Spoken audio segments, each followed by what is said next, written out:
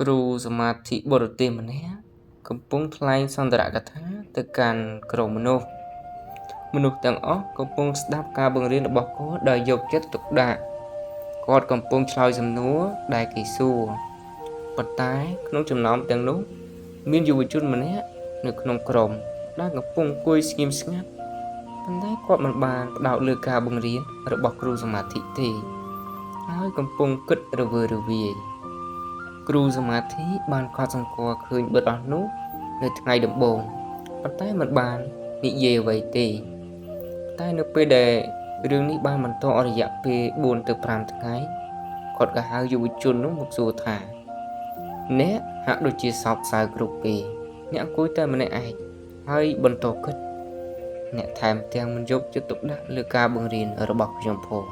តើមានរឿងអ្វីតើមានបញ្ហាអ្វីទេយុវជននោះនិយាយដោយស្ទាក់ស្ទើរថាលោកគ្រូមានរឿងអ្វីមួយបានកើតឡើងក្នុងអតីតកាលរបស់ខ្ញុំដែលធ្វើឲ្យខ្ញុំមានទុក្ខព្រោះខ្ញុំមិនយល់ថាត្រូវធ្វើអ្វីទេគ្រូសមាធិមានប្រាជ្ញាណាស់គាត់បានហៅយុវជននោះទៅកន្លែងរបស់គាត់នៅពេលល្ងាចនៅពេលដែលយុវជននោះមកដល់កន្លែងរបស់គ្រូសមាធិនៅពេលល្ងាចគ្រូសមាធិបានហៅគាត់ចូលទៅខាងក្នុងហើយគាត់និយាយរឿងរ៉ាវរបស់គាត់បន្ទាប់មកគាត់ក៏ចូលទៅក្នុងផ្ទះបាយហើយចាប់ដើមធ្វើទឹកក្រូចឆ្មាគាត់បានដាក់អំបិលច្រើនពេកគាត់ដាក់ច្រើនណាស់នៅក្នុងទឹកក្រូចឆ្មាដោយចេតនាគ្រូសមាធិចេញពីផ្ទះបាយហើយប្រគល់កោសទឹកក្រូចឆ្មាទៅឲ្យយុវជននោះហើយនិយាយថាយកវាទៅផឹកទឹកក្រូចឆ្មាភ្លាមនៅពេលដែលយុវជននោះផឹកទឹកក្រូចឆ្មាមុខរបស់គាត់ប្រែប្រួលដោយសារតែរសជាតិអំបិលខ្លាំងពេកឃើញបែបនេះគ្រូសមាធិសួរថាមានរឿងអ្វីតើអ្នកមិនចូលចិត្តរសជាតិទឹកក្រូចឆ្មាទេយុវជននោះនិយាយថាទេលោកគ្រូមិនមែនបែបនេះទេគ្រាន់តែមានអំបិលច្រើនពេកក្នុងទឹកក្រូចឆ្មាគ្រូសមាធិនិយាយថាអូខ្ញុំយល់ហើយបើអញ្ចឹងវាគ្មានប្រយោជន៍ទេឲ្យកែវនេះមកខ្ញុំនឹងចោលវាគ្រូសមាធិលូកដៃយកកែវពីយុវជននោះប៉ុន្តែយុវជននោះបដិសេធហើយនិយាយថាទេលោកគ្រូគ្រាន់តែអំបិលច្រើនពេកទេបើលោកគ្រូថែមស្ករចូលទៅក្នុងវាបន្តិចរសជាតិនឹងល្អឮបែបនេះគ្រូសមាធិក៏ខ្លាចទៅជាធ្ងន់ធ្ងរហើយនិយាយថាអ្នកនិយាយត្រូវមិត្តរបស់ខ្ញុំឥឡូវនេះចូលយល់ពីរឿងនេះ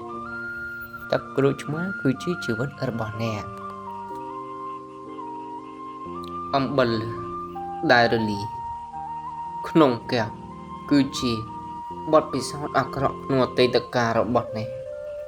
ដូចជាអំបិលមិនអាចយកចេញពីក្នុងកែវបានដែរបទពិសោធន៍អាក្រក់ទាំងនោះក៏មិនអាចបំបែកចេញពីជីវិតរបស់អ្នកបានដែរបទពិសោធន៍អាក្រក់ទាំងនោះក៏ជាផ្នែកមួយនៃជីវិតរបស់អ្នកដែរប៉ុន្តែដោយដែលយើងអាចផ្លាស់ប្ដូររសជាតិទឹកក្រូចឆ្មាដោយបន្ថែមស្ករចូលក្នុងវាដែរដើម្បីបំភ្លេចបទពិសោធន៍អាក្រក់ក្នុងជីវិតក្នុងអតីតកាល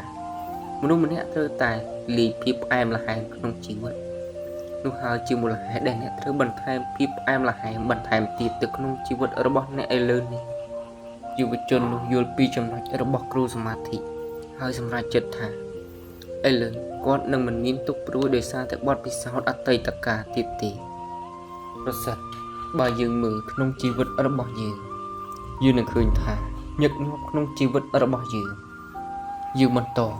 មានអារម្មណ៍សោកសៅដោយការចងចាំអនុស្សាវរីយ៍និងបទពិសោធន៍អាក្រក់ក្នុងអតីតកាលដូច្នេះយើងមិនអាចយកចិត្តទុកដាក់លើបច្ចុប្បន្នកាលរបស់យើងហើយថែមទាំងបំផ្លាញអនាគតកាលរបស់យើងផងដែរអតីតកាលបានកន្លងផុតទៅហើយអ្វីដែលបានកើតឡើងមិនអាចកែតម្រូវបានទេអ្នកនឹងគ្រាន់តែធ្វើឲ្យខ្លួនអ្នកជឿចាប់ដោយសារការចងចាំអតីតកាលគឺជាកន្លែងសម្រាប់រៀនមិនមែនសម្រាប់រស់នៅទេអ្នកត្រូវតែបំភ្លេចអតីតកាលហើយបង្កើតអនុស្សាវរីយ៍ផ្អែមល្ហែមថ្មីនៅថ្ងៃនេះនាំយកពេលវេលាផ្អែមល្ហែមនិងរីករាយមួយចំនួន